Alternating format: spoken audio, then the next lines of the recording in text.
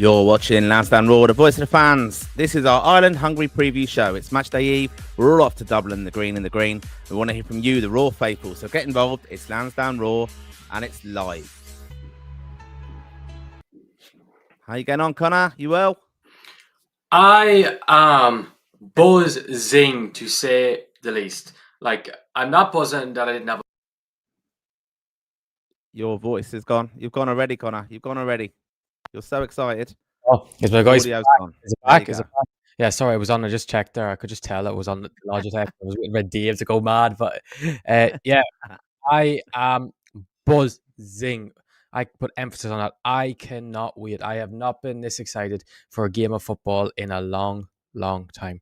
All the years we've had of hurt, of heartbreak, of disastrous moments, of penalty misses, of embarrassing results, all comes to an end tomorrow, Martin. All comes to an end. Heimer's Ben gets the country back on its feet once more, and it's the start of something special. I can feel it. I have been so excited for tomorrow for a long time. My as nervous wreck though. I'm a nervous wreck and just in fear that we might lose, but I am buzzing. How are you doing? Yeah, look, the excitement's really building, isn't it? I mean, Lansdowne Road is going to absolutely be a sea of green tomorrow night. I can't wait. We're hoping to obviously see Ireland get off to a fantastic start in our World Cup campaign with 3 big points. I've loved the FAI build-up as well. I thought it was fantastic what they did with Heimer Halgrimsson's little video clip, encouraging fans, of course, to print your tickets, be ready to go in. I mean, look, there I am, ticket printed. More importantly, the passport. We're ready for the morning. I've got one of these. Connor, I know you've got one of these. I don't know if Dave has, but we're all obviously traveling over. Well, I'm traveling over. Dave's over there already. This is where you have to be subscribing to Lansdowne Raw. We are by the fans, for the fans. We're all off to the game tomorrow. We're going to be in Slatterys and Beggars Bush before the match. So anyone wants to join us there, come along, have a pint, have a chat with us, give us your views, of course. And then Connor and David are going into the stadium really early before kickoff. As soon as the groundsman opens those gates, Dave will take the hinges off those doors to get his spot in the media lounge and the press box, of course. And I know he likes the goodies on show there with a couple of cakes, a bit of food as well. Gets his water, gets his coffee. He's a very pragmatic man, is Dave. But he will be there, set up, checking the Wi-Fi, all ready for our pre-match show. And that's where Dave and Connor will go through the team lineup as soon as it's announced. And we're live and interactive. You can have your say, immediate feedback on the spot from inside the ground. So make sure you're subscribing to the show, and that's when you get notified that we've gone live from inside the stadium. So I am so excited. I mean, I'm Mr. Optimistic of the pod, as you know. Connor, you're probably getting there with that. You are challenging me for that title. Dave's a bit of a miserable sod at times, very negative. He's retired Robbie Brady. He doesn't like John O'Shea, doesn't rate him as a coach. He flip-flops between his decisions of who he likes and who he wants in the team. But this is what it's all about. This is why we do Lansdowne Raw. We want your involvement tonight. We want to hear your predictions, your team lineups. We're going to be chatting about ours, of course, giving you our thoughts on this amazing campaign, hopefully. Do we need a win, or is a draw okay? We need a win, I think. But, are you the Raw faithful? If it is a draw, is that going to be okay tomorrow, or is it? And if we lose, is that it? Is it all over? I think the FAI video, as we've seen, Heimer's trying to get the fans behind us. We're confident now. There's no excuses, I don't think. He's got a really strong squad available. And I think for me, this is it. And I'm so excited because, we go over, we travel, we go to all the games. The lads are going to be in Yerevan as well. And I can't emphasize enough, if you want to get on-the-spot reaction to the team news as it comes out, follow the pod. Make sure you're subscribed and get involved with it. And you'll hear Connor and David's reaction from inside the stadium. The only people who do that with an interactive live show. So that's what we want to hear from you. So make sure you have subscribed to the channel and follow, of course, Connor at Rep Tracker. And follow me at Lansdowne Raw Pod as well. And that's a big intro. Dave will be ranting away at it. But look, we want to hear from you. And we see a lot of you are like us, a bit nervous. I'm being asked where my 1 minute. I'll put this up straight away. Who did Martin steal the Irish passport off? Well, there you go. The orange man himself. The orange man tonight. I've gone for it. I've gone for it for you, Connor, as you said. Yeah, I do think, though, if you think Ireland are going to win tomorrow, like the video. And if you don't, put a comment to say they won't win. Just so we can get a bit of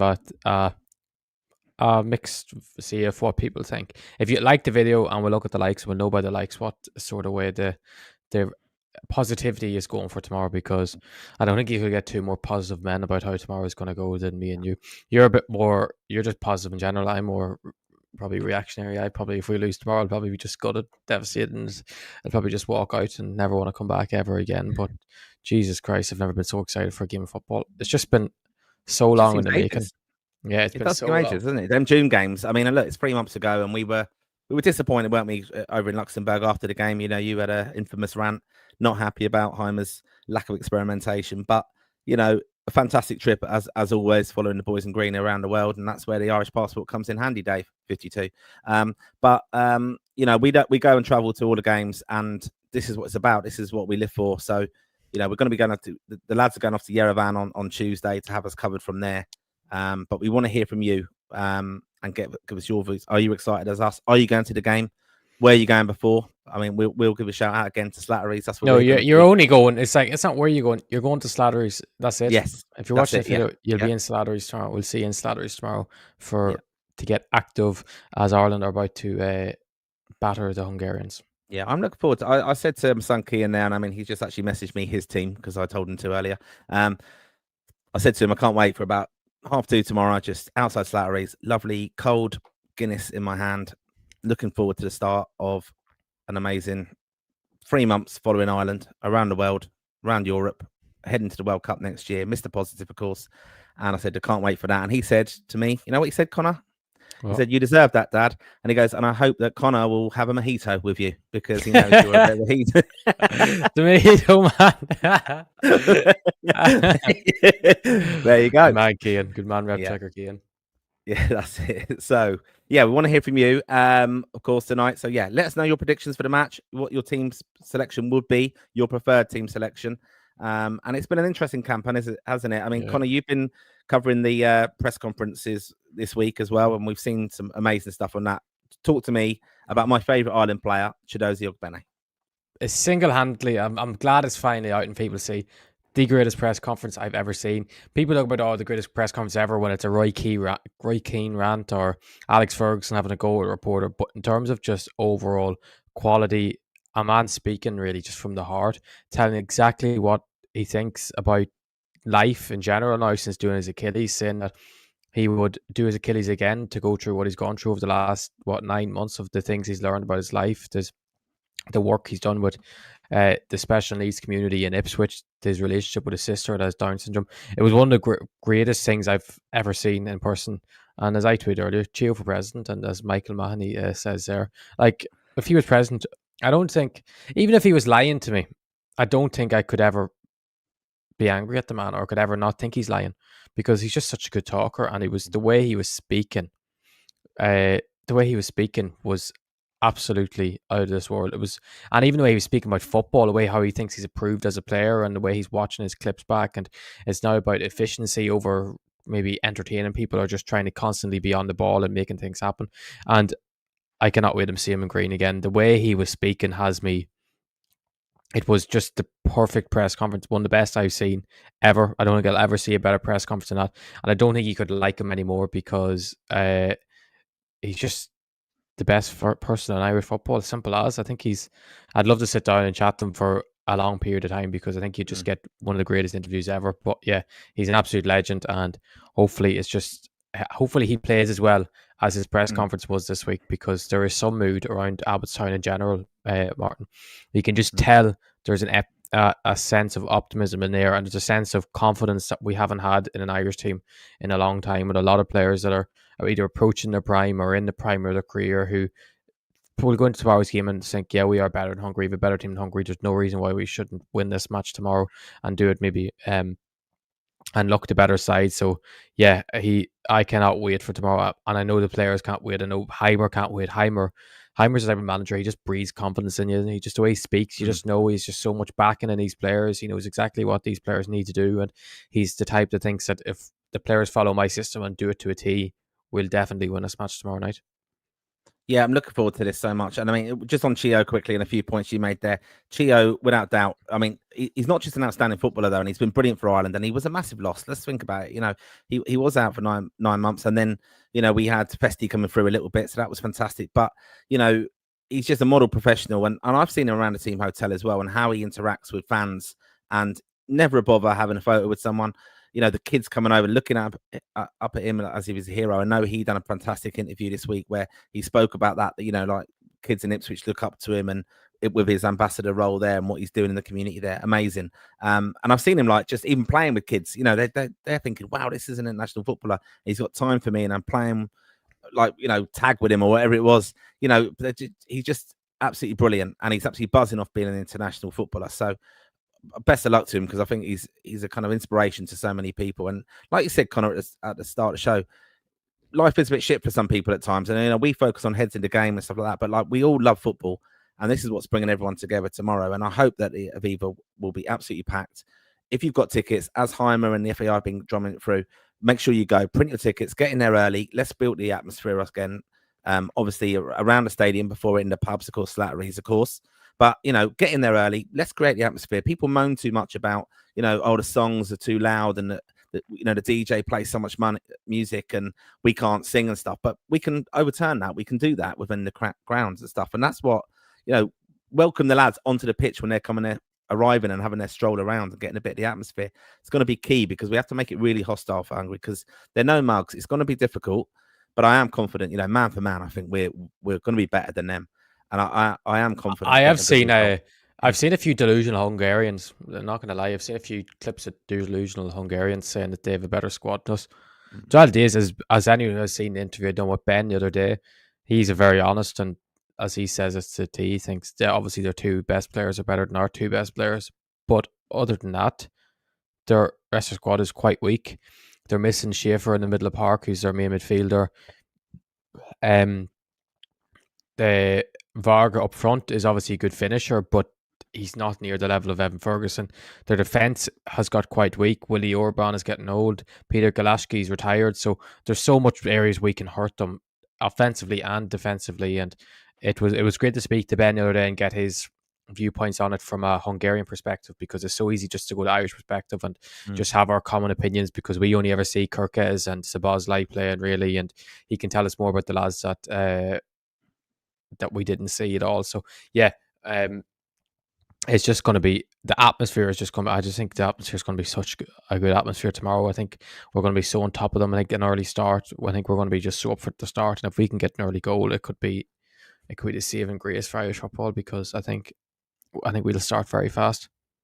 Yeah, look, and on the back of a fantastic result, as we spoke about the other night with the under-21s getting that win away to Moldova, you know, we should be positive about Irish football. We've got some fantastic players coming through. And just on the point of the FAI's video, you know, we are completely independent here at Lansdowne Road, but I do like that. I like seeing the FAI doing these kind of videos, get the positive, you know, it is high, you know, they've got massive high profile, the FAI, massive following on socials and things like that. And it's important to show, you know, Irish fans who may be just dipping in because they see Ireland are playing.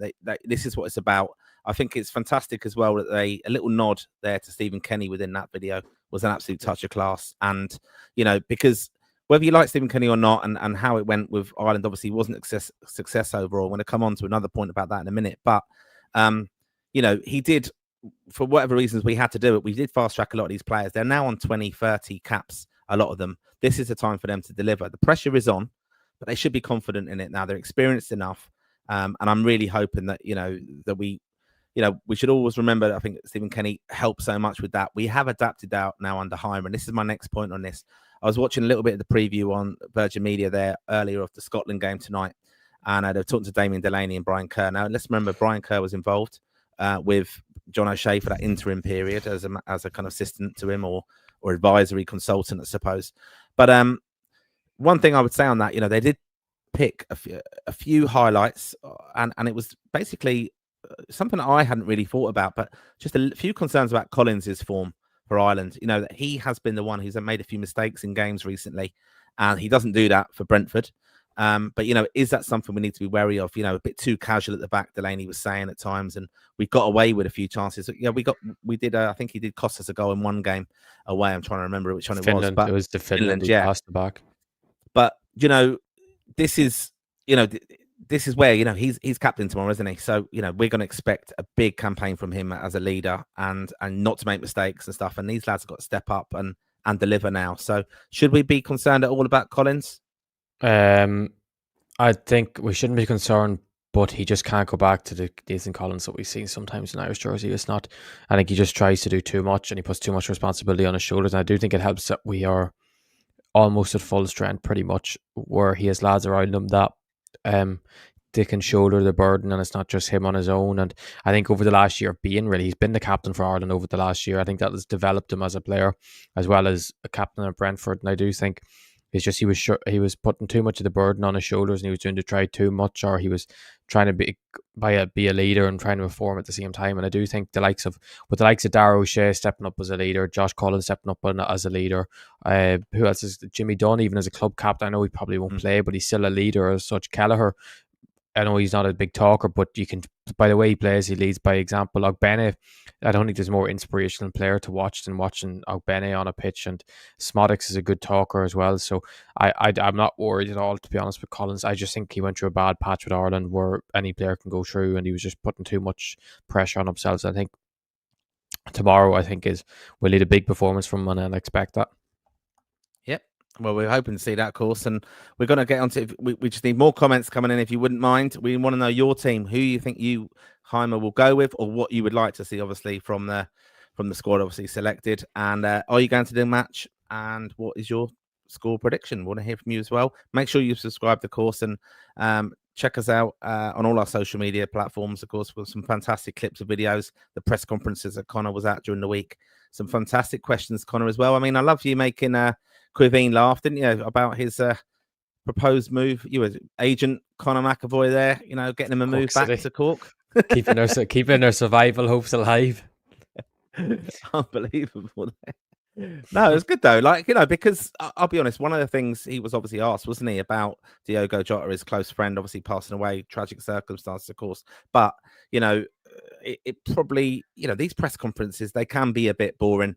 There can be a bit standard answers and stuff, and like Chiedozie doing that, but also, making the lads laugh is quite a good skill, Connor, to be fair. You want to have a bit of fun at it, and not a lot of them are serious, bored. A lot of them are bored of just being asked about playing football's questions, or asking boss in the wall, or would you rather play centre mid or centre back? And a player's always going to say, I just want to be playing. So I don't think obviously they have a preferred position, but they're not going to make a big deal. But yeah, it was funny enough. It was after Quiveen was asked about Diogo Jota that I was up next after that. So we was kind of, unfortunately, hard question to follow. He was a bit emotional first, and then I was glad I could put a smile on his face, because it still massively affects him. And I think a press conference is a hard place to ask Quiveen about him, really, because it's probably in a one-to-one interview, maybe it would be a lot better, because you could ask maybe a bit more in depth or a bit more positive story about it, rather than how are you doing, because when you ask how is he doing, obviously it's not going to be a great answer. But yeah,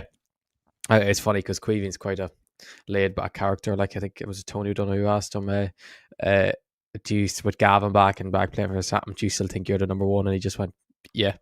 No, there was no yeah, and why? It was because he just knows, and I think we all know he's just coming. He's the first name in the team sheet no matter what for Ireland. But yeah, he is I'm glad he got the little smile, and I'm glad it was Rep Tracker made him smile, because then I can put it off that Rep Tracker made Quiveen Kelleher laugh. That's it. Yeah, you make us laugh every day as well, Connor. So aren't you a cutie? Aren't you a cutie? Yeah. Well, the dream team are here tonight. Martin and Connor. Everyone loves us. Joe. Yeah, and brilliant. So thanks for your input so far. We will get to all your comments, of course, but we thought we'd now go to we put our predicted teams together of what we want to see. I think it is. So what we want to see this week. We want to see, and then we'll go with Dave's part first. Yeah, because he's a clown and he's not here.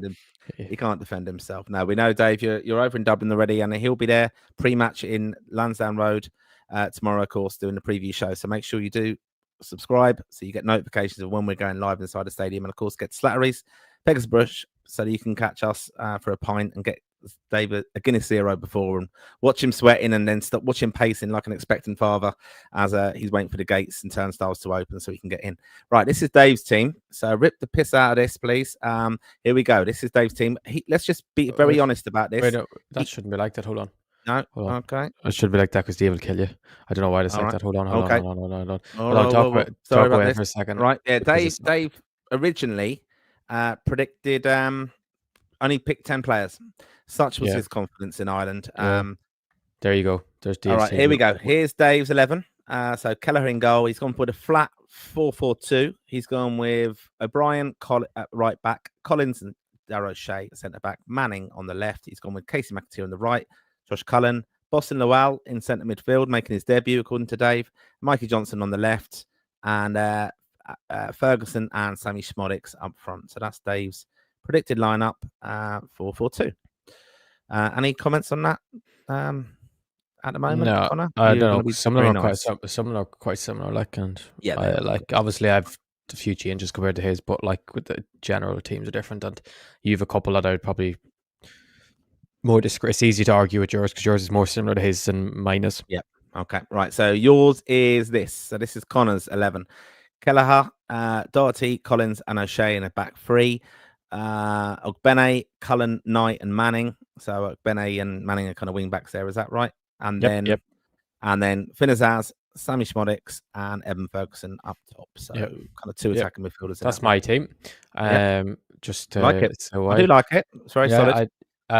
Obviously, natural when we're out of possession, that is a 4-4-2. And I was like, well, I put a 4-4-2 or 3-4-2-1. 3-4-2-1 looks a bit better on paper. Like having to put Schmodix on the left wing, and it just doesn't look as nice in the eye, in my opinion. So I just put it as a 3-4-2-1. So you can do whatever with that. You can make it that what you wish. But I probably the big one there is probably Ogbene over McAteer, and I just think Ogbene's pace, power, he has that X factor about him, and that the fact that he's back fit. I know he hasn't been played for Ipswich, but he is actually quite fit, and he was played a few good minutes.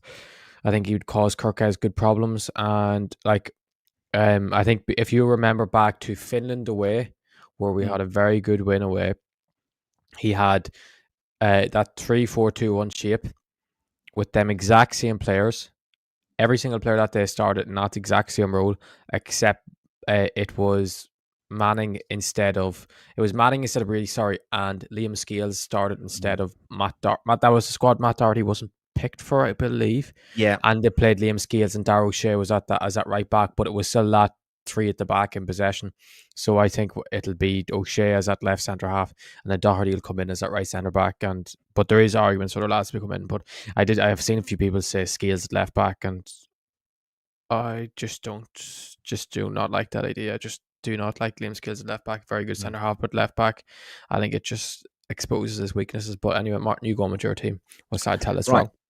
So my team is Kelleher, O'Brien, Collins, and O'Shea is like a back three. So yeah, O'Shea, that balance on the left for me. I've got Ogbene in on the right. I think you have to start Ogbene rather than bring him off the bench. I think, with the recovery, and I know he's been brilliant. I know how Halgrimsson as well, he spoke to Ogbene, didn't he, recovering, and Ogbene said, I will be fit, I'll be ready for September, and he's proven that. I think he will go trusted with Knight and Cullen still in midfield, which is just security. And then I've gone Manning on the left just because I think he seems to like him. I think this is quite balanced. I have gone, though, with this. I've gone with Boston Lowell in midfield. And the reason I've gone with that is I think Knight can go forward. Cullen will sit. Lowell can go forward as well in that midfield. Then I've got Finazaz behind Evan Ferguson. What I think with that is I think he will be brave enough to go with Boston Lowell in there. I think they've seen enough of him. I know he wasn't given time in June, but I'd like to see it. I think, yes, you can do it on. I think give him a home game, give him the debut, let him show what it's about, and we've done that before as well. Ireland, we have thrown people in at the deep end, and they have actually delivered and stuff for us. So, why Boston and not maybe Jack Taylor, or just being devil's advocate here? Why not Jack Taylor or Killian Phillips? I just think it's such a problem area for us in way midfielder. It's a bit of a risk in a sense, but I just think throw him in. Like we've been talking about him a lot on this, haven't we? Ireland as the coaching staff and stuff have been impressed with him. They've been working with him probably away from in the camp and stuff, specifically on things. I'm guessing you hear that from kind of vibes of from the coaches, and they like him and what they see. We've heard in the grapevine, of course, from the FAI that this is a player that we are not putting all our hopes on, but he's just physically imposing. Like it's because it's not because of how good he is. Sorry, Martin, you can go on and say it's not because of it's because of the lack of options, and we kind of need a fast track as soon as possible. But go on there. Yeah, and that's why I think they might be brave enough to cap him in there. So I just think it could happen. I could see him coming off the bench, but I don't know if everyone knows I love Boston. I think he's an unbelievable player, and I do think he's our future in midfield, and he's going to be that main man really in that position for the next 10 years. I just don't know if it's the right time to bring him in as a starter.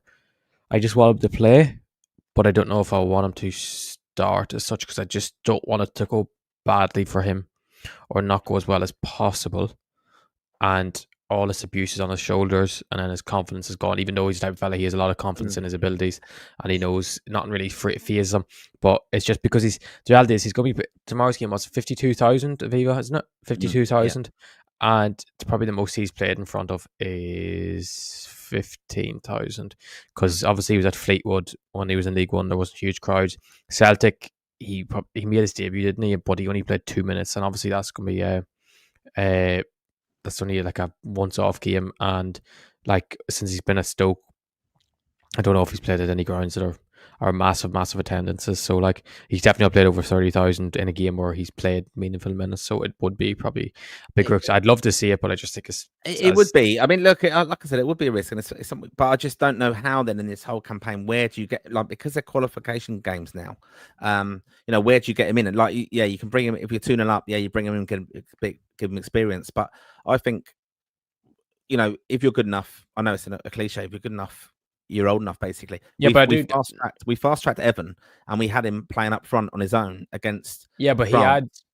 he had got minutes off the bench before that. I just do think it could be the sort of thing if Boston could come on tomorrow with 20 minutes, 30 minutes to go and make an impact off the bench.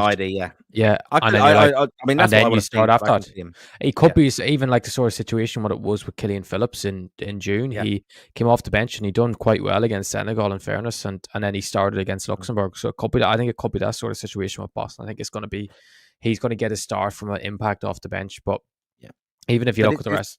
Yeah, but this is where even my team, but that security a little bit is Knight. I think dominate that midfield. Knight, Cullen. This is something again. Watched a bit earlier.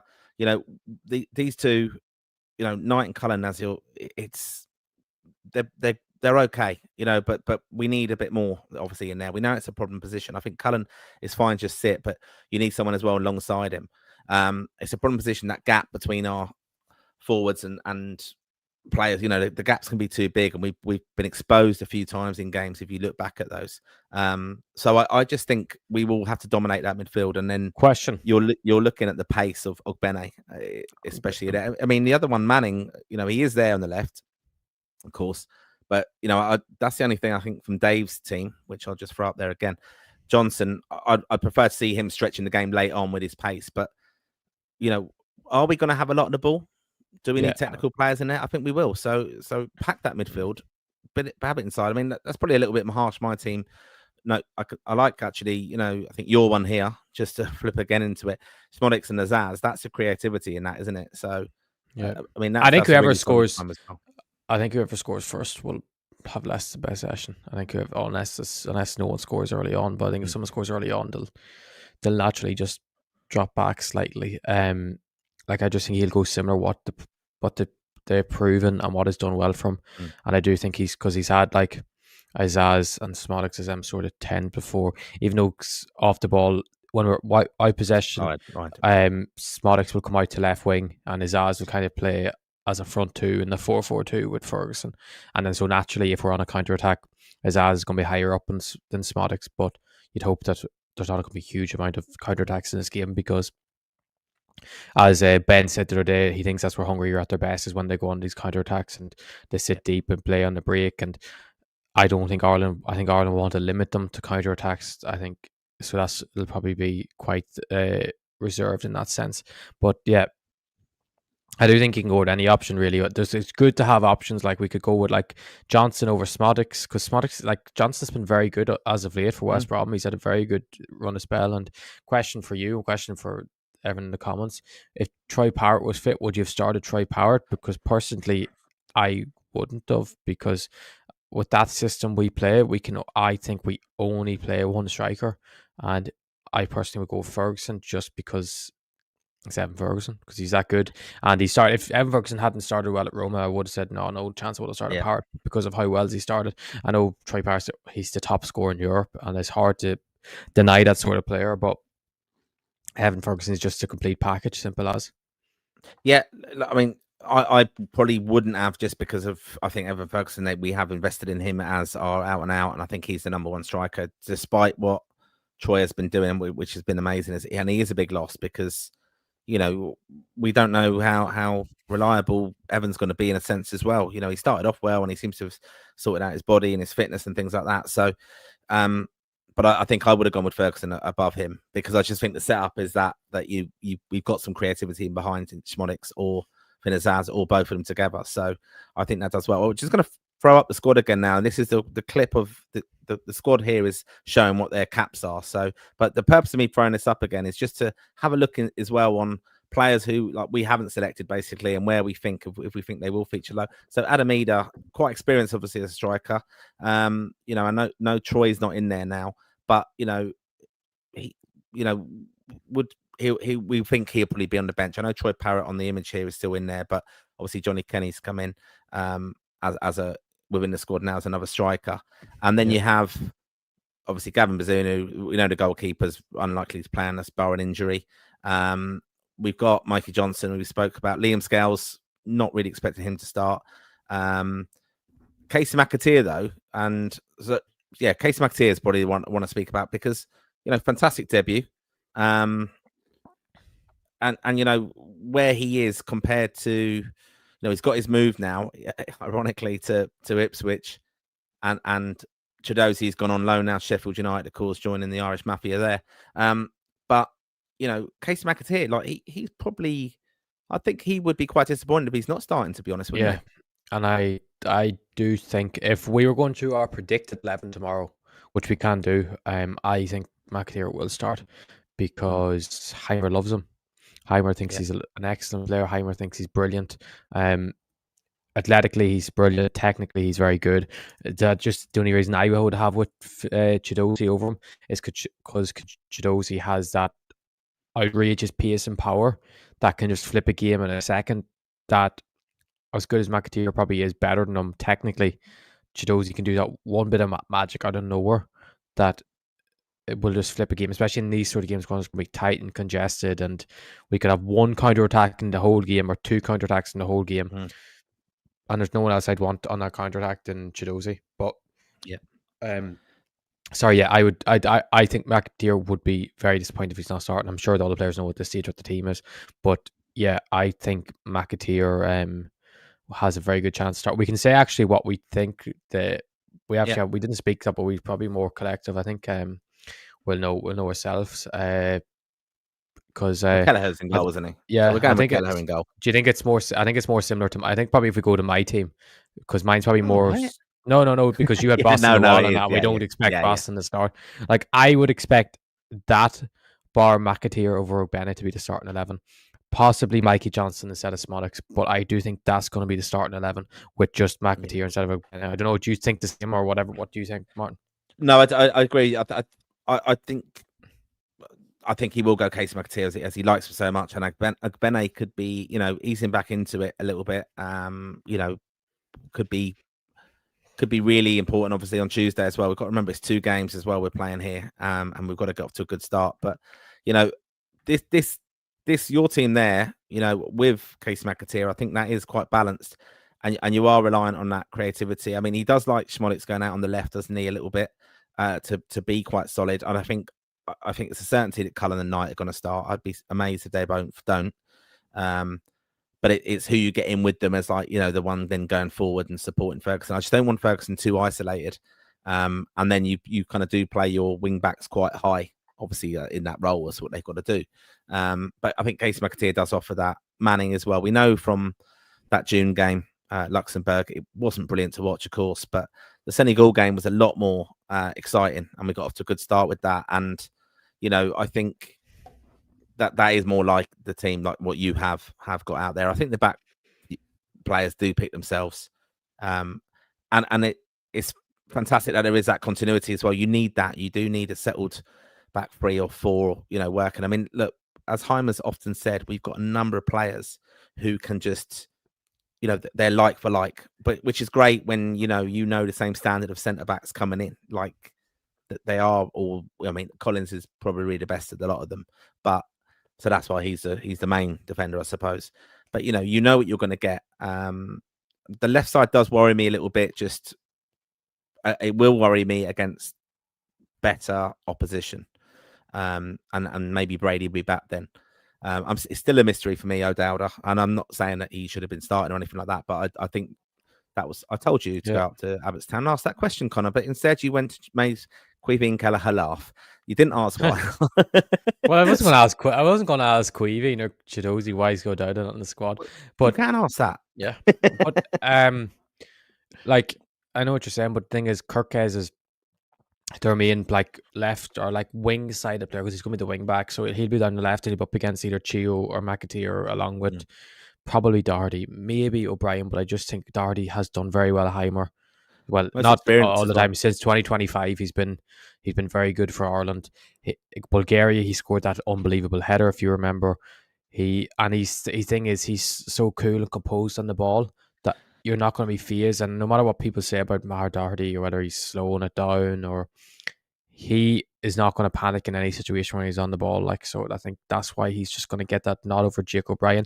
But he could, if he thinks he can attack Hungary on set pieces. I know Ben was saying the other day that a lot of their centre halves and defensively in set pieces they're extremely good, but maybe he thinks it is somewhere we can hurt with the likes of O'Brien, Collins, and O'Shea and Ferguson, because as good as you can be defensively in set pieces, once you have that many players who are over 6'2", 6'3" at least, with all of them, it is very hard to defend. And maybe he might go to O'Brien over Dart, but I just think he will go with the experience of someone who's done quite well for him. Yeah, I think as well, we're looking back how Heimer's managed Matt Doherty. He is a divisive figure in Irish football, but he got a bit of a kick up the arse and a bit of a wake up call, didn't he? And the only thing with Matt Doherty, he is just, he's quite stubborn, I think, and not pig-headed, but he's very confident in himself. And I think when I've, even hearing from that, well, he does. You have to have confidence as a footballer, and he has a lot of confidence in himself, no doubt. It gave him a bit of a kick up the arse, but I think he would be challenging managers as well, and I think he's earned that as well. Like he's been very solid in for Wolves. You think about it, went a bit wrong, got his career in a way, leaving Tottenham and then the loan move, and we've had a lot of criticism of him for his performances and where he just seems to kind of sack it off and not working back as hard as you expect. But I think not that he's been openly punished on that, but he got dropped, he got a wake-up call, and fair play to him. He's shown a lot of resilience coming back, and he is going to be a key player, I think. He knows that, I mean, let's look at that whole squad, in all honesty. He's very experienced, about 50 caps now, isn't he? But this is 3 months, this campaign. His international career could be over in 3 months in 6 games. This is a massive opportunity. It's so close-knit, this campaign, that, you want to be in that squad. You want to be giving your all, and it's a massive opportunity to qualify for this World Cup, and it starts here tomorrow. I know we're massively excited about it, and and I can see that from the comments coming as well. A lot of you going to the game and excited is a thing, because we should be optimistic. I think if you look at that squad again, we've got some great players in there. I think we honestly have, and the experience is balanced throughout it, and this is a time to deliver now. Our goalkeepers are experienced, 23, 22 caps, both of them, Kelleher and Bazunu. So whoever's in goal, you have no problem. We will be Kelleher, no doubt. And then these leaders are stepping forward. There was a time when we used to panic about whether Seamus Coleman and Matt Doherty could play in a team together. We were so reliant on them. Yeah. Even Malumbi was like first name on the sheet for some of us, in midfield, because it was such a problem. And now we've got Cullen and Knight. We know they're not the full-time answer, but, even Boston Lowell coming in there now, hopefully. It is just good, and the players we're missing, are going to be desperately trying to get back in there to strengthen us. So I think there's a cool reason to be optimistic, Connor. Yeah. Well, we'll have a look actually at the team that Ben I thinks that Hungary are going to go tomorrow, because it's actually worth having a look at the opposition first, because it's hard for us to, like, me and you went to go predict Hungary team, we'd be just going off previous games, Yeah, but yeah, of course, yeah. because they're actually missing a few names through injury and stuff, so it's good to have a look at them. With obviously he spoke a bit about Debus, whatever you call. Sorry, I don't know how to pronounce his name properly. The goalkeeper. He said he's very shaky with the ball at his feet. He's caused a few goals with the ball at his feet going away, and that since Peter Galaski's left, they've struggled to replace him. The two Salai says like, because there's Salai up the number 10, but there's two Salai, the centre back. He said are quite solid, but their defense has not been near as good as what it was over the last couple of years, ever since a few of them have stepped away from international football. So that's an area that hurt the team. Obviously, Kirkez, he has in the team. Bola, who hasn't played the national team, I don't think, in a couple of years. He has at right wing back, he thinks is, but he's playing. And then he had Callum Styles, Sabozlai is like the two eights in the team, which is Callum Styles actually plays with Malumbi and Johnson at West Brom. He was actually at Barnsley a couple of years ago, and he wasn't great. He's actually played quite a bit at left back for West Brom and Barnsley. He's an okay player, but he wouldn't. I don't think he'd make the squad for Ireland, to be honest. And he has Otfasen, who actually hasn't played for Hungary at all. He's yet to be capped, but with Schaefer injured and another one of their options missing, he thinks he's the only option really to play as that number 6, which has been a problem position for them, obviously, like Ireland. So he thinks Otfos is going to come in and make his debut tomorrow, which is a big place to go make your debut, Lansdowne Road, like, especially there's going to be a lot of pressure on him. He's kind of going to be the protect. If he is starting tomorrow, obviously he has to start. He will be the protector of that midfield, like, and a lot of responsibility on his shoulder. And obviously he has Rollins Salai in behind Varga. Obviously Salai is actually a very good player, and he's doing well at Galatasaray. He scores a lot of goals late into the box and stuff, provides a lot of energy. And then Varga up front, and he's a very good experienced striker. He's just that classic striker that scores goals. He kind of has that bit of, I would say, a bit like Charlie Austin about him, like that. Do you know, just goal scoring, older head, experienced striker, not elite in any aspect, but finds a way of scoring goals. So he has that maybe a bit of a Giroud about him, where he does so much wrong, and he'll offer you nothing for most of the game, but then if he gets a chance, he'll take it. So he will be obviously one to watch out for. But you'd hope our defense can deal with him, because no disrespect, O'Shea and Collins are used to dealing with a higher level of opposition at the back. But obviously it's all about, if Hungary are going to win the game tomorrow, it's down to Dominic Szoboszlai, and obviously limiting their set pieces and stuff, because he's an unbelievable player. Yep. Okay.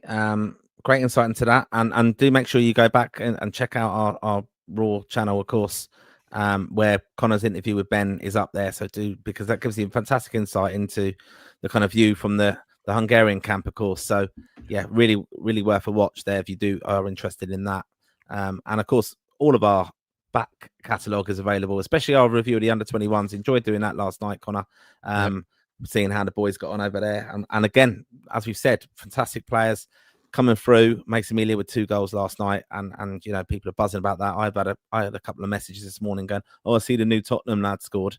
You know, they'll jump on any credit, won't they, for that, Tottenham fans? But yeah, absolutely fantastic. Right, we're going to get to your comments. Then we're going to finalise finish up the show with our score predictions. So we want yours as well. But here we go. We'll go through the comments. And but thank you again to almost 1,200 of you watching this evening. And make sure as well, let us know if you are going to the game, and whether you're going to be joining us in Slatterys for a pint pre-match. So come along and we'll have a crack there.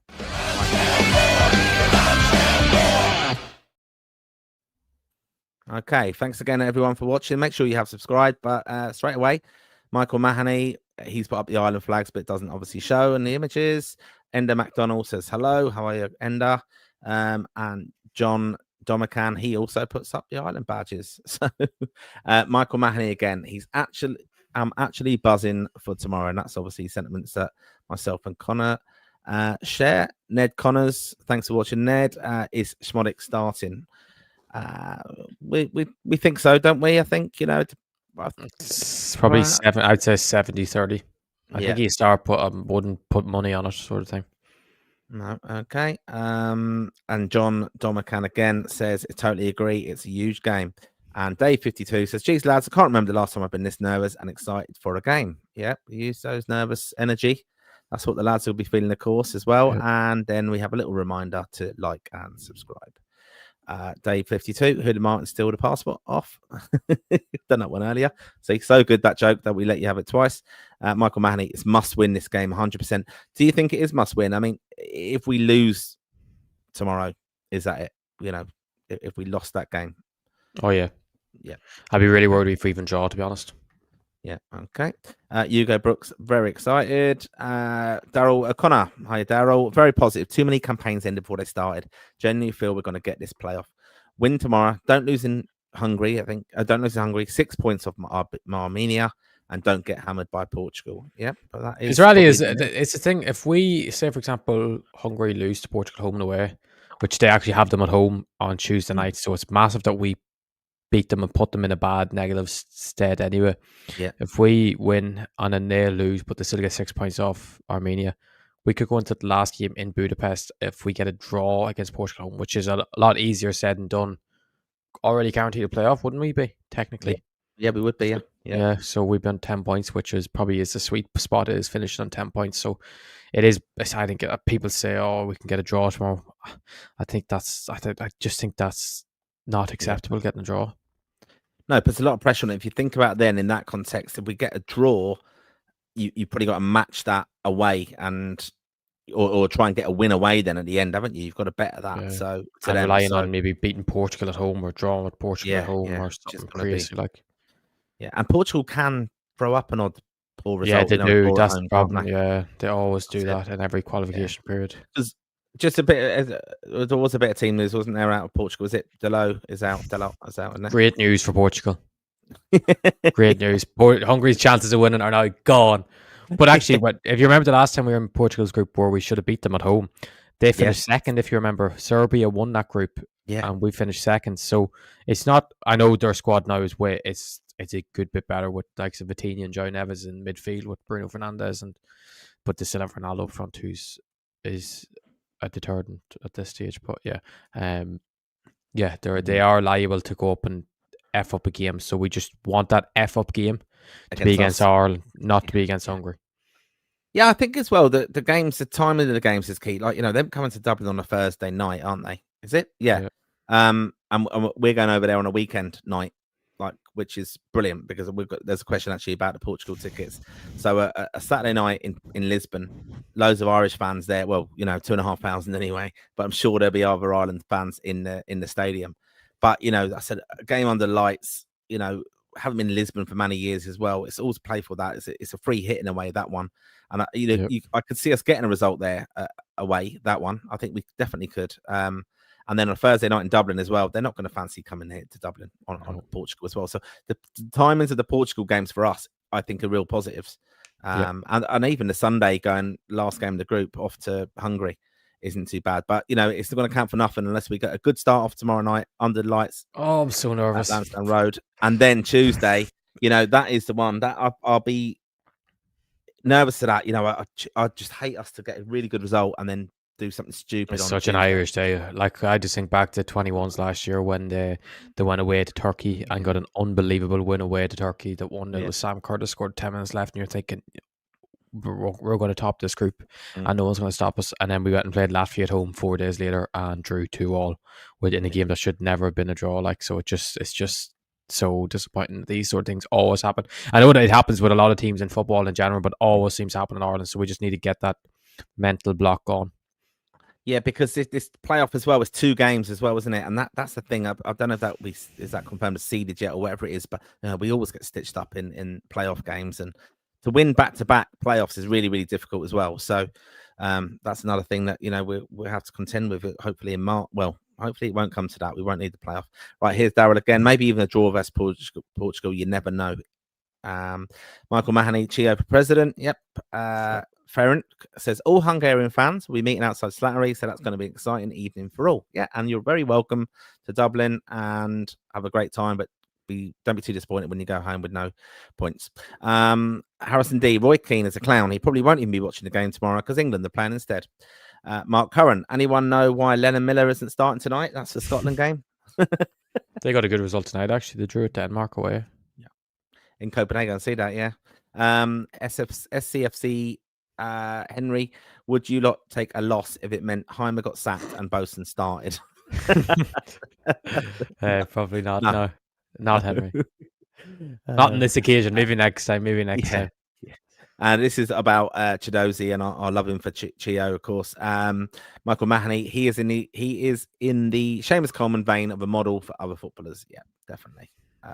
Right, and just to go on about that, like, worth going to find that. We've posted it, of course. Check out the social medias because we posted that Chio interview, and so much crap in the transfer window of players who were downing tools and forcing moves and stuff, and it restores your faith in footballers, to be honest, when you see something like that of how he feels and about football and what he's learned from a horrible injury. That we hope he comes back as the old Chio, and even better. And I think he's optimistic he will be. But it does restore your faith in footballers. SCFC Henry again. Hope Phillips starts. He's class. We haven't mentioned Phillips. Do we think perhaps a role for him off the bench, Connor, when we're 3-0 up and just seeing out the game and looking out, managing the lads' minutes? No, I don't think Phillips will get minutes. I wouldn't be, because he'll provide. If he comes on, he'll provide unbelievable energy, and he will get, even if you're needs to put a tackle in, it'll get the crowd upbeat and going again. I know sort of player like that sort of Malumbi tackle or a McLean tackle where it gets the crowd going. So I wouldn't be shocked if he came on off the bench, but I just think the likes of Jack Taylor would be sub that'll come on before him. Yeah. Just on say if let's play in devil's advocate here. If we go 1-0 up, do you think Heimer will do what many other Ireland managers did in the past? And a lot of international managers do this.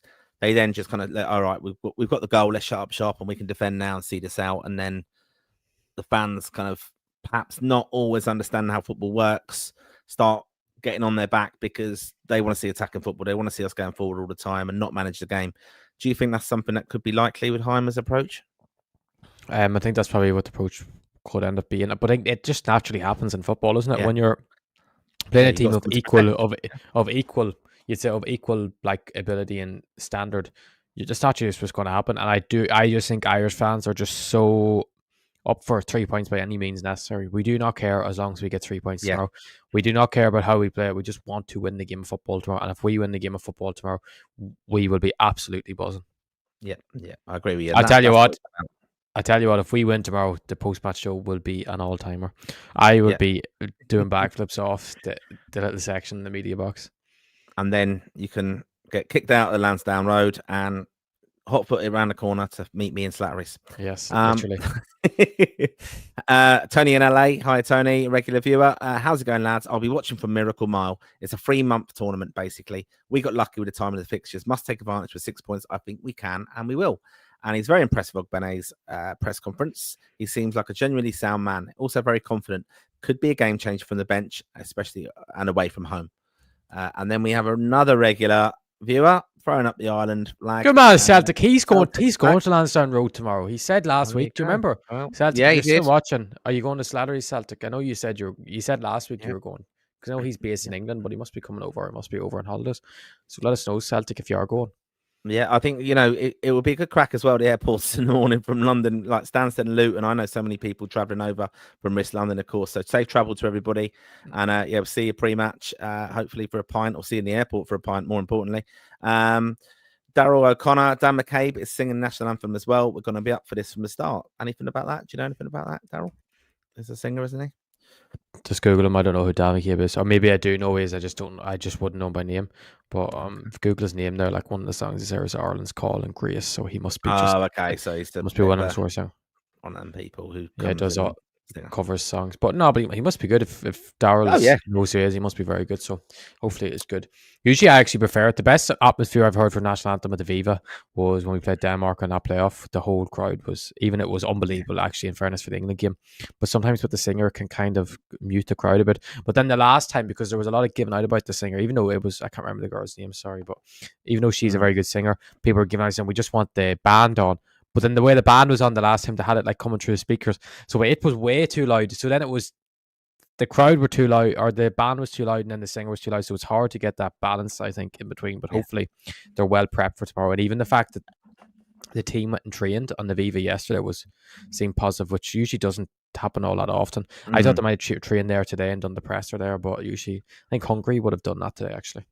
Yeah, I mean, pre-match. I mean, there's a lot of criticism sometimes of the sound levels, and we catch that obviously in the pre-match show. So make sure you do subscribe, and you'll hear exactly what I'm on about. It is incredibly loud at times, and all the songs and things. It's the same kind of set list, but that is a criticism of all football stadiums, to be honest. But sometimes you do just want to, it should be something maybe we can work with fans groups, because that they maybe take into account is that 10 minutes before, just let the fans, they should be in by then. Let the fans just take it over and make it. You see that in European football a lot.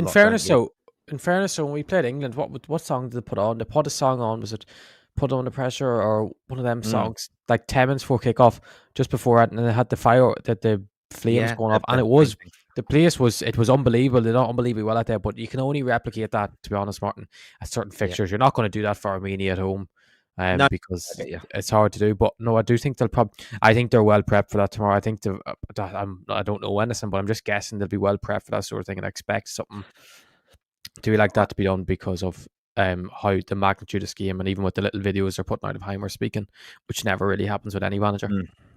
No, again, I think there is a big push to get support behind the lads and Heimer, of course, and even Paddy McCarthy's been in press conferences, so too John O'Shea. It is showing a big collective, of course. But one thing I do remember do you remember when we played Wales years ago, and we knew this was going to happen as Irish fans, that they were going to start the anthem and then just turn it off, Wales, so that it was going to be the fans took it over, and how intimidating that was going to be. But Ireland knew that was going to happen. Basically, it got leaked that was going to happen. So, did you hear did you see Paddy McCarthy's quotes of him speaking? He spoke extremely well. He spoke very well about the way he sees football and his tactics, and how much belief he has in this Irish group of players, and saying how busy of a job he has back in England, and he wouldn't be there if he doesn't expect us to be at a World Cup next summer, and he expects us to be there. I'm liking the mentality shift really from the coaching staff. Mentality shift is massive in terms of it's kind of the mentality that we are better than everyone else. No matter who we play, we're going to have that in our head that we are better than you.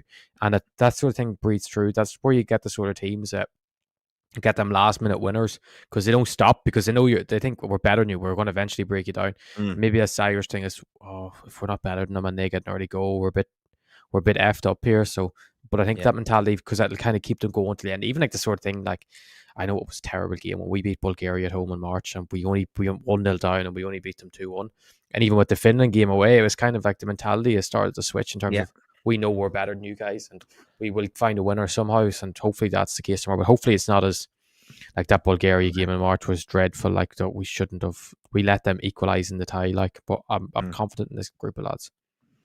Yeah, no, I think as well, mentioning that game away when we got the late goal, of course, Finland, brilliant. Like, that's what it was about. Heimer coming over then as well, fantastic, because I think that was, but we are all in this together. Very cliched, I know, but we are. Like, they need the fans behind them, and there's no one more loyal than Ireland fans. So, we have to give ourselves credit as well for that. So, hopefully it is going to be intimidating. And despite what SCFC Henry says, RDV isn't intimidating, is it? England strolled in and dominated the game.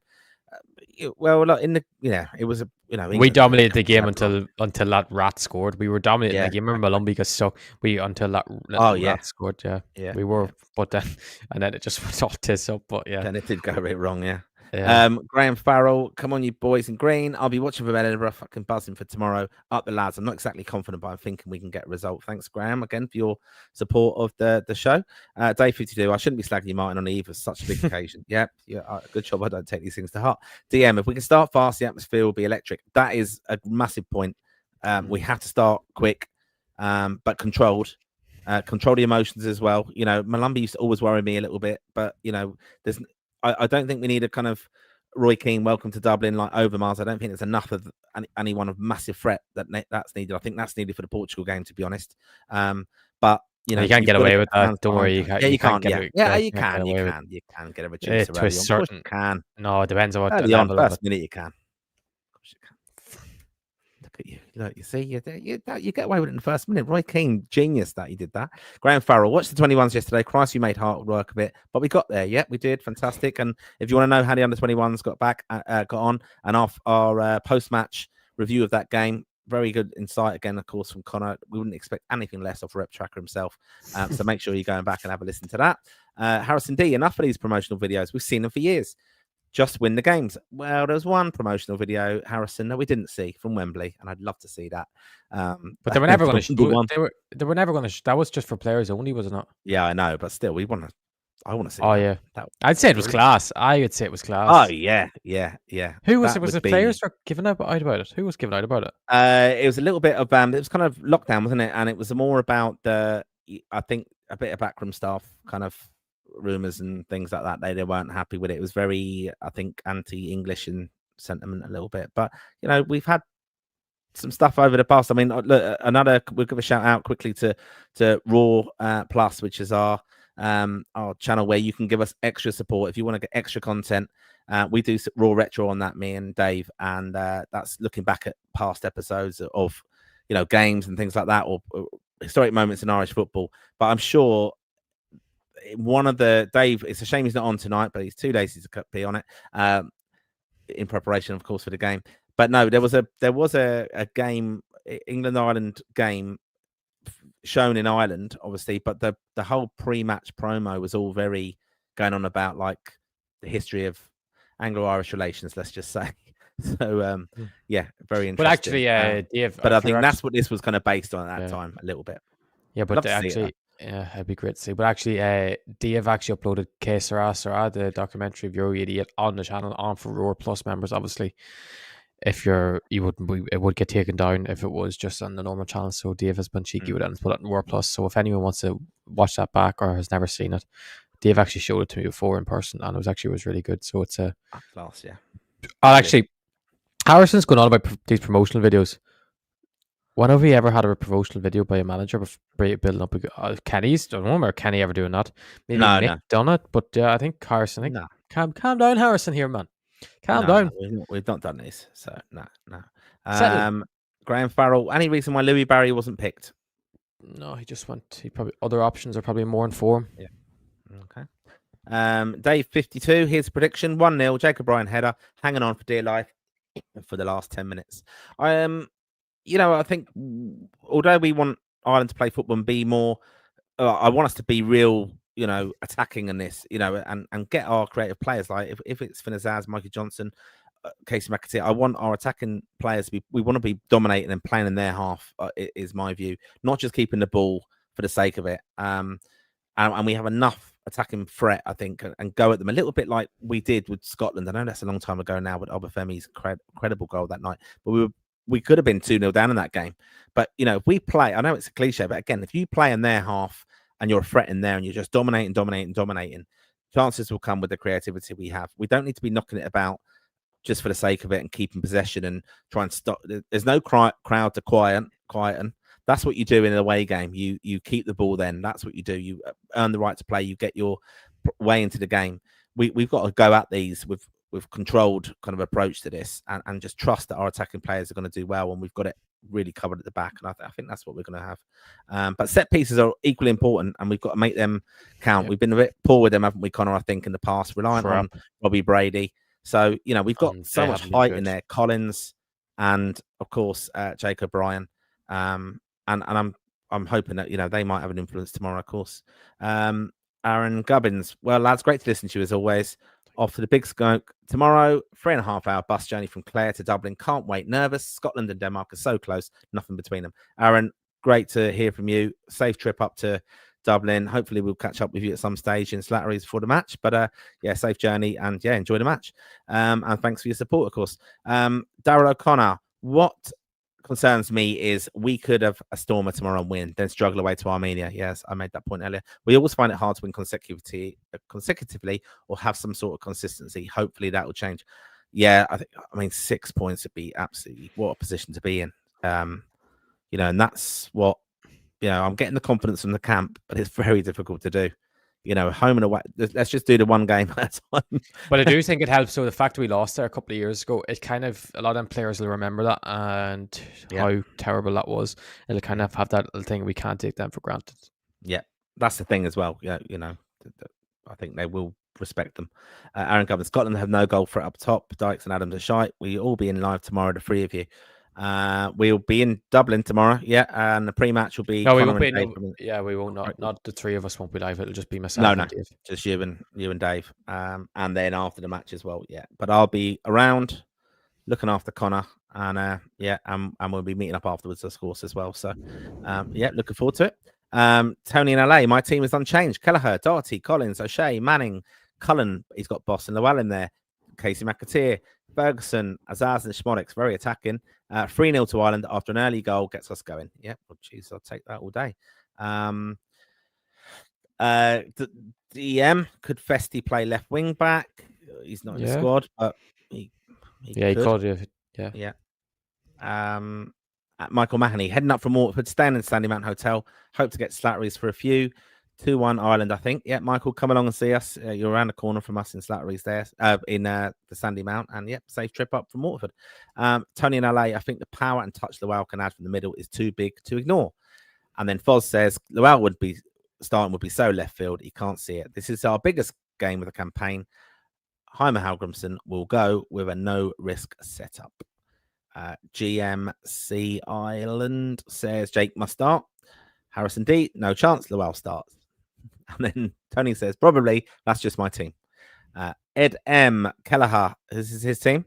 Kelleher, O'Brien, Collins, O'Shea, Taylor. So he's got Jack Taylor in there, a difference to all of us. Ogbene, Knight, Cullen, Finnazaz, Sammy Schmodix, and Evan Ferguson. So he's got Taylor in there, which that would not surprise me. I think, you know, he does like him, doesn't he? I think. Did he come on in Wembley? Don't know, but he came on. Greece away, he was good. He's been good off the bench. He's but I don't know who the left back or left wing back in that team is. Oh yeah, that's it. Maybe it's O'Shea. Maybe it means O'Shea. Yeah, maybe. Do you think, Aaron Cummins? Do you think Troy will be with the squad at the match? I think he should. He won't travel, will he? It's up to his head. It's up to his head. If he's a couple of days off, maybe a couple of days he go off, but maybe because he'll be doing rehab and stuff, maybe they want him back in on Sunday or Monday. Maybe because it's Saturday night game. Maybe he has Saturday and Sunday off and he can fly back then. But I don't probably not. Probably more unlikely than not. Rehabbing it, yeah. I mean, look, they're professional athletes at the end of the day, and a flight over and whatever it is, they're probably going to want them in their clubs, aren't they? Aaron Gubbins, Scotland drew 0-0 with Denmark in Copenhagen. Yep, that's a great result for them. Steve McSorley, lads, anyone aware of any tickets going? Not at the present, but yeah, keep in contact with us. Rep Tracker has a tweet. I put a tweet out earlier for people to comment if they have any spare tickets. So just keep looking at that post every so often, and hopefully someone will pop up, because there's been a few people every so often have gone and said, yeah, I have a few spares. So hopefully if you just keep looking at that post, maybe something might pop up as you'll get. Yeah. And it's a message from Owen Brosnan, a bit of kind of FAI business here. When will we know if we have been accepted for away tickets or not? I live in Portugal, but 100% want to be with the Ireland fans. If you've applied for the FAI away portal, we had 3,000 applications, I think, for 2,500 tickets. This is the latest I know, and obviously as chairman of Risk London, I do know. I've been kept informed. They are going to work this all out after the Armenia game, and then update everybody on the tickets allocation, because obviously they've got the criteria of games attended and things like that they need to work out. So just a bit of patience with that. Leza. Here we go. Give a little giggle there. My team would be Gary Breen. We all dream of that. Ryan Quinn. Nobody else worried about Ogbene going to Sheffield United. No. And Tony LA said, I think Sheffield United will come good. It's a long season. No, I think that's not a bad move for him. I agree with Tony. I think people are over exaggerating. Yeah, Yeah. very good. And then Ryan says a 3-5-2 formation should be considered tomorrow to get a grip in midfield. Boston with Knight and Cullen would be ideal fit. Yeah, pretty much the team the midfield I picked. Right, Bar Bristol City. The games have been close enough scoreline wise, but they've looked toothless, and that's just in reference to Sheffield United. Martin Fitzpatrick, hi Martin, regular viewer and one of our Raw Plus subscribers, $4.99 a month. Thank you for your support. He says, enjoy the match, lads. Yeah, thank you, and enjoy watching it wherever you are. Daryl O'Connor, 1-0 to the boys in green. Finally starting the campaign positively in years. Yep. There you go. Great. Yeah, hopefully, Daryl. I've gone 2-0. Spoiler alert. Just thinking out loud, with the way modern soccer has changed and the importance of hold-up play for strikers, Niall Quinn would have been worth a few €, in the last transfer window. Yeah, the one man up front, definitely. And just interestingly on that, and I don't know, Connor. I mean, we just to let you know on Raw Plus, we also do a state of play, which is our take on English football. But I do want to give a bit of credit to Rio Ferdinand Presents. I caught the first half hour of watching him with Michael Owen. It's very interesting talking about, I mean, what a mentality Michael Owen had. But it's a very interesting watch, to be honest. And you know, he does divide opinion, Michael Owen, but he was incredible, 17, 18 years old, younger than that as well when he came through. But yeah, talking about how now teams play with one striker up front, how he would fit in. He says he would, no doubt he'd have to be a winger now. He would never be a forward. But very interesting. And that's something, again, we think about the challenges Evan Ferguson's had, you know, a young lad coming through. It's such a difference to when Niall Quinn came through, for example, was played in a pair up front, or historically what we saw with Cascarino, Aldridge up top. You know, thinking back to World Cup 94 in America, Tommy Coyne ran his nuts off, you know, just that lone striker kind of role then. It's so different now, football. But it's worth a watch that. You know, I know Rio and Michael Owen would divide opinion, but it is worth a watch. It's incredible mentality. Tony in LA, Brian Quinn was better than Sesko.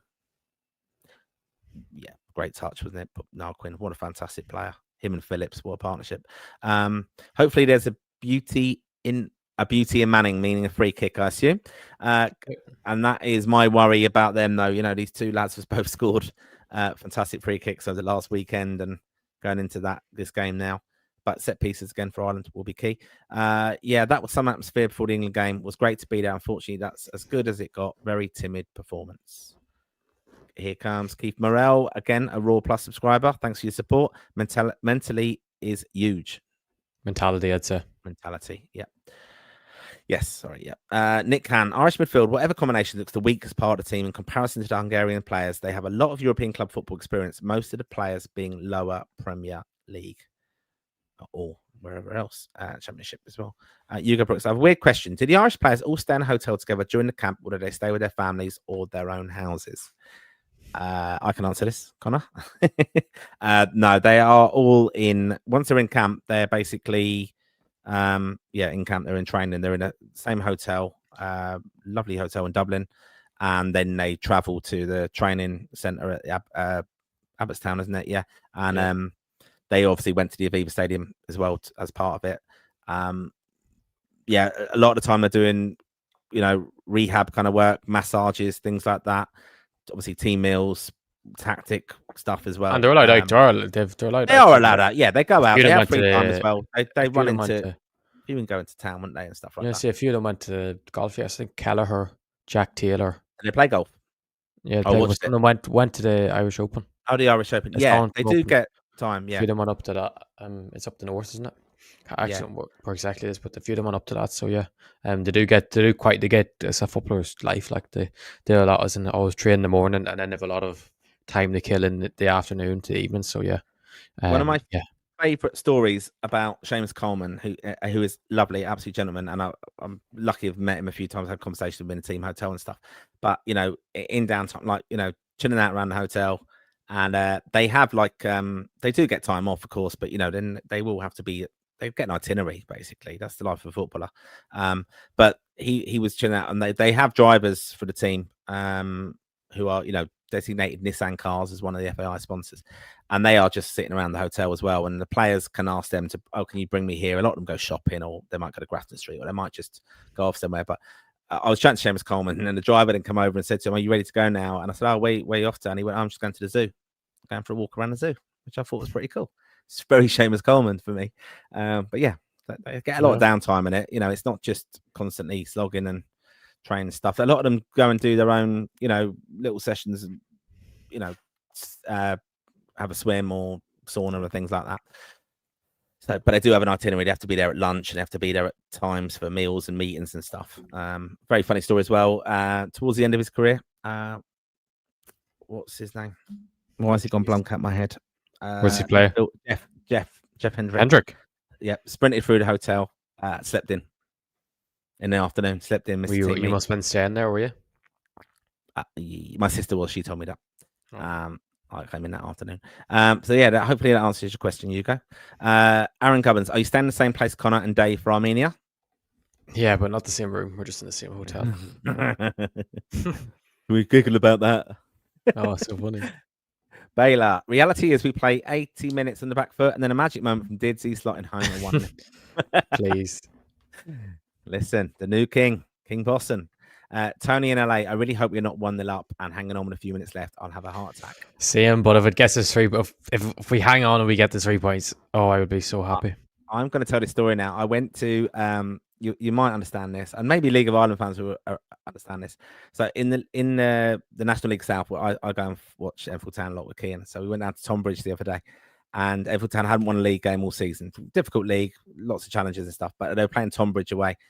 We were behind the goal. There's not a lot of fans at these games, but Enfield Town were winning 2-1. The ball came in the stand, and the multi-ball system goes on there now. You know, they have a ball in the cone, and their goalkeeper runs to get the multi-ball. But my friend's got the ball in his hands to kind of throw it, you know, give it back, and they're rushing to take this goal kick. And I just went, "Yeah, give me that," and I just got it, launched it, and it landed on the pitch next to the goalkeeper, so he couldn't. So the ref couldn't let him play. 2 balls on the pitch. Oh yeah. Lovely. And I got a lovely nod of appreciation from the fellow towners there. So I thought I'd share that with you. And did they win the match? They won 2-1. And I think I contributed. I would love to see the video of me, of my input in the game. Because I think that, I think the towners appreciated my input with that. Right. Keith Morrell. Jake is a big threat from set pieces. Scored big goals for Leon from set plays. Great. Yoho, man. Y'all. And then we got Aaron Gubbins. To be fair, we couldn't have asked for a better way the fixtures have fell for us, because if we got Portugal to start with, it could deflate us before it's even begun. We could put Hungary under huge pressure. Yeah, fantastic point. And I think we are very lucky with how these have worked out. Joe, it seems like losing to Greece wasn't that embarrassing. Well, maybe 4 times it was. Their class. Yeah, they're a very good side. The reality is we played them at home in last September. We probably should have won that game. They didn't have a huge amount of chances, just killed us in the counter-attack. And Ogbene had one of the greatest goals in the history of the Viva Stadium, ruled out for offside, if you remember, just offside, that volley on his left foot. Yeah. But Greece are an exceptional side. They're in a group with Denmark and Scotland, aren't they? And I probably expect them to possibly win that group. They're that good. Yeah, I think they are a good side. And this is just a real key question again. Like, thank you for your input tonight. Your comments are giving us a lot of questions to answer as well, and a lot of chat. And that's what it's about doing Lansdowne Raw, especially the live shows. Who would you choose as penalty taker? I presume Evan Ferguson. I have a feeling we will get one. Robbie Brady would have been on my guess when if he was on the pitch, because he has taken key ones as well, hasn't he? In the past. Takes everything. Imagine he come on. Just take the best. Like an American footballer. Like, you know, they do that, don't they? The kicker, But that would be so cool. I don't know. I mean, Eda's taken him in the past, hasn't he, when he started as striker. Evans missed one. Azaz has taken so much come level. Smodic took a lot. Blackburn was a penalty taker. But he kind of hits penalties poorly sometimes. Yeah, so kind of it's Evan, Azaz. That's it. Manning? That's really it. Yeah, but left footer's penalty, left back taking penalties. I don't know if that's really. Nah, it's usually it'll be. I think Dennis Irwin. Yeah, but he's a right-footed. He's a right-footed left back. Like, so. But yeah, one of my favourite ever penalties was for Dennis Irwin. Hit it so hard for Man United against Coventry, I think it is. I do remember his penalty, and he pulls over. He follows through. Yeah. He slips. What about Harry Maguire's penalties? That one in the Euros final is one of the best Oh, ones I've ever seen. yeah, He hits penalty. He's unbelievable at penalties. But yeah, I think it will be Evan. It will be Evan. I would be shocked if it's not. Could be, couldn't it? Yeah, Him or Azaz, I would say probably. Yeah, Boston.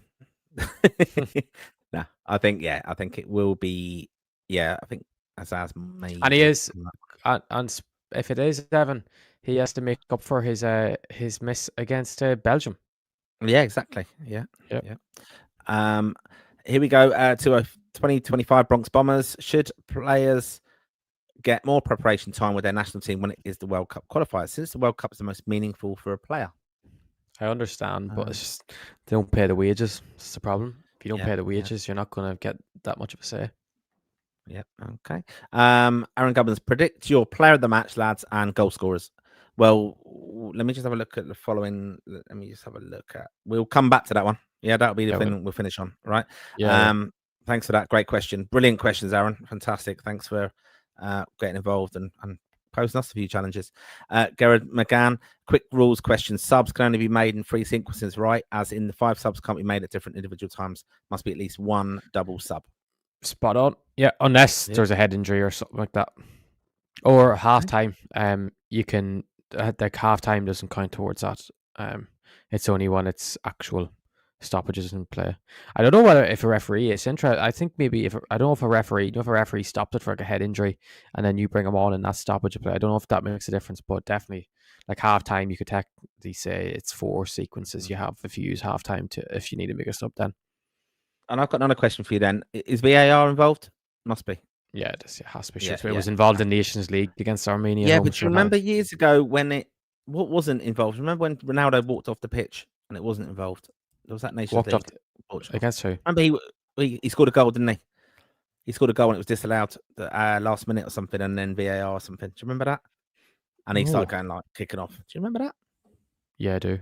Yeah, there you go. And that was because it wasn't there. Because I think it's ridiculous that you you should have to have VAR in it if it's a particular round of the competition and the club can do it. You should have to do it. Like, and that's why I think even in England in the FA Cup, lower level, like if you get a lower away team or whatever, like and it should be VAR doesn't get used in lower level of it. The club can't host it or do it. Anyway, yeah, I expect that a bit more. Joe, here he is. I love his avatar. Is that what it's called? Of Declan. Imagine a Lowell winner off the bench. Wow, yeah. Don't get me. Jacob Bryan, 1-0 is his prediction. Next level LFC. My predict 11: Kelleher, O'Shea, O'Brien, Collins, Manning, Ogbene, Cullen, Knight, Schmodix, Azaz, and Ferguson. Yeah, very similar to what we've gone up with 4-4-2 set up on that one. Yep. We've got Hugo Brooks. Yep, thanks for the insight. That's just in relation to the obviously the hotel kind of info. Joe, I wonder how the players are feeling tonight. I would think it's the biggest game of some of their careers. Love how Schmodix has taken to Ireland. Yeah, I mean, I was very positive about Stephen Kenny earlier. But yeah, one of the biggest criminal things is that we didn't get him involved enough. Gareth McGann, Serbia, Portugal, his shot crossed the line. Yep, yes, I remember. Thank you very much. Yes. There you go. And it was and he was not. I think it was exact same goal that Mark Travers was chipped by Mitrovic. That's yes, yeah. Wow, Cummins flying in. Thank you, Aaron Gubbins. I'm certain there'll be a few scuffles and fights because they're a sour team. When we beat them, they were very bitter. Their manager too, saying we celebrate like we won the World Cup. That's Hungary. Yeah, there's a little bit of a thing about that. Would love a Ferguson hat trick tomorrow night. Says next level LFC. Yep, brilliant. And Aaron Gubbins, I think he said something like that. Tony in LA, Owen always fell over taking penalties. That was a very good question. There is no established penalty taker bar Ida in the squad. Jay Riddle with Stephen Kenny's Red and White Army. Alistair Jack, 2-0 Ireland. Love the pod, Martin and Legend Connor. Thank you, Jack. Good stuff. Thank you. Oh, so Alistair, yeah. I don't know why it could be Alistair or it could be Jack. It's 2 first names, but whatever, whether it's Alistair or whether it's Jack, top man. Yep. And I did miss a couple. Where are we? Oh yeah, so predict the player of the match, lads, and goal scorers. So this is from Aaron, again, one of our Raw Plus subscribers. Very sensible chat. Fantastic chat questions. You never as well. gave us the other rep trackers team, by the way. Oh, the other rep trackers team. Yeah, he did. Yeah, I'm gonna. Oh, look at you. You see the comment. Right, I just got to throw this one up to everybody. This is from Kian Prendergast, my son. Lovely avatar as well, Kian. He's got an up the Conor McAvoy. Yeah. Like, you don't know what we have to put up with because of your influence on my son, Connor, around the house. The stuff he up the bowls. And Warra player. That's not me. That's not me. I don't see up the bows. No, I know that, but he just goes around saying up the bows. And Warra player. Yeah, that's just normal. That's just normal things. Here's Kian's team: Kelleher, O'Brien, Collins, O'Shea, Ogbene, Knight, Cullen, Manning, Azaz, Schmodix, and Ferguson. Yeah, these very similar to mine. 2-1. Very good. Yeah, very similar to yours. Yeah. Because I have Doherty, don't I? I have Doherty instead of Brian. Here comes Jay Riddle. Oh no, sorry. Alistair just confirming that he's Alistair. All right. Yes, brilliant. Thank you for this, Alistair. Good lad. And we've got. I personally think we're gonna get Smash versus Hungary, then go and beat in the rest of it. That's a bold prediction. Yeah. Man of the match, Collins says you, Jampton. And yeah, so right, let's get back to that one. Man of the match, and oh god, we're still going. Good to see 40% off the Irish jerseys before the game. Yeah, there does seem to be a sale that who was it? Lifestyle Sports, one of them got an email earlier. There is a sale on Irish shirts. So the home ones anyway. So yeah, if you are looking for that. I mean, where are we? West Stand lower, they were selling stuff in the shop. I've often criticised the FAI for not having stuff available in the stadium, but they did. West Stand lower, they did have stuff. They had a little shop there last time I was there. But yeah, prediction: man of the match, score. Me. Yeah, and Alistair Jack's gone for O'Brien, Thunder Bastard, 67-minute goal. 2-0 Ireland. Ferguson is going to score early. And he's going to put in a man of the match performance after actually it's been a very tough week for himself. I think it's going to be. I think he's going to. Yeah, it's going to be. I think it's going to be a massive night for Ferguson. I think he's going to do everyone proud. And he's going to score. He's going to score that goal, a key goal. It's going to put us 1-0 up, and he's going to completely tear that Uruguayan. I was going to say Hungarian backline apart with his hold up play and his link up play.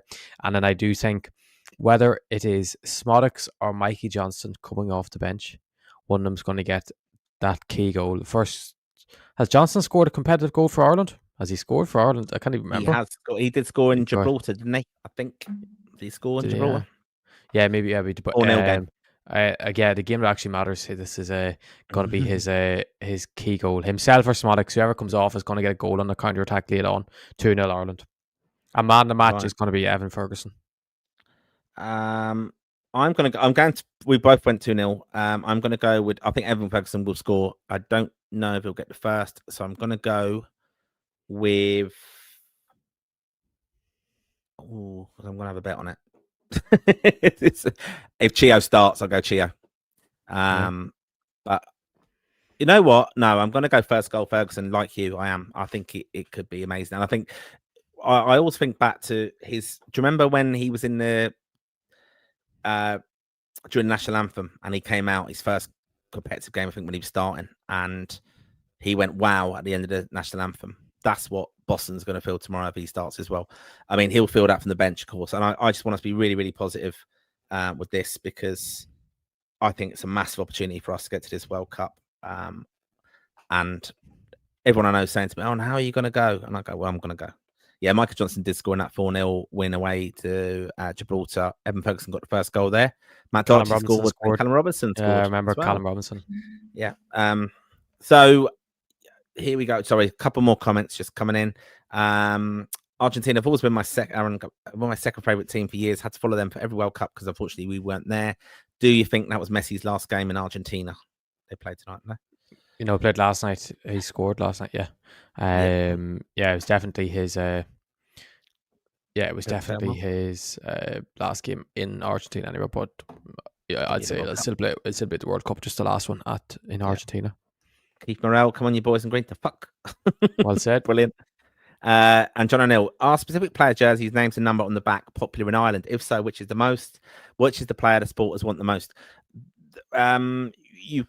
years ago you could get this done in Carroll's at the O'Connell Street. There was a FAI shop downstairs in there where you can get names and numbers on. They're not the official ones now, but they did at one stage do it with Umbro.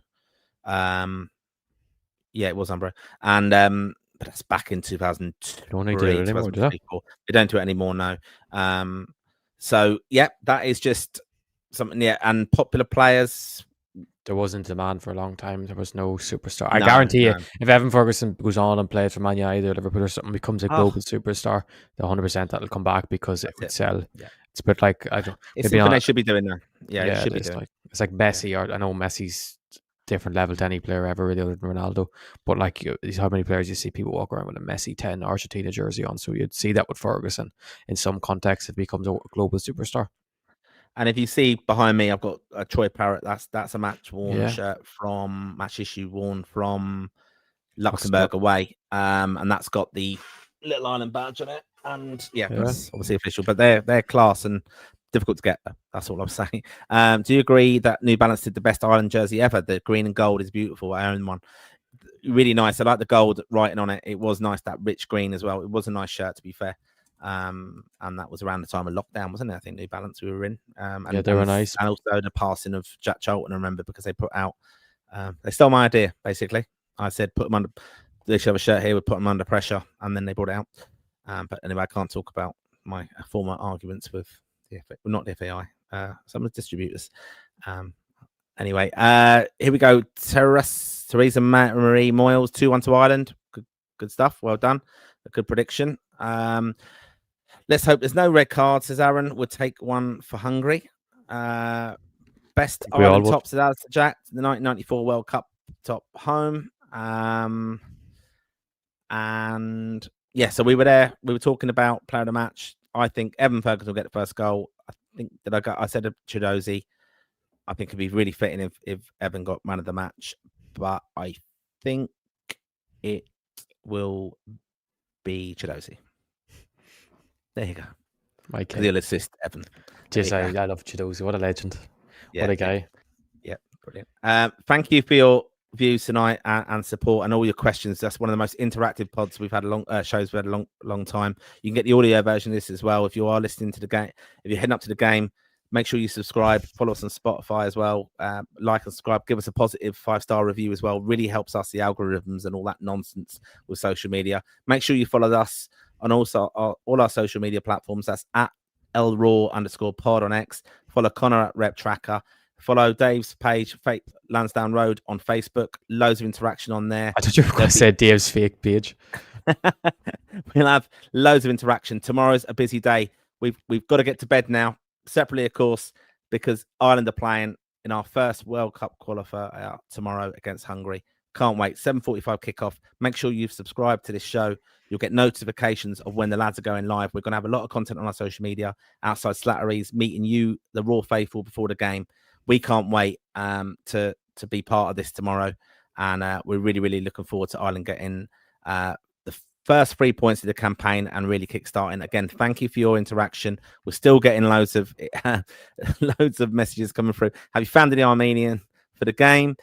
Early goal, then under pressure, but we get a second as they push forward in the second half. So it's Hugh Jampton. We'll take that. Aaron, we're very, very confident. Aaron, the answer's yeah, by the way, to Aaron. Yeah. Aaron, the answer's yeah.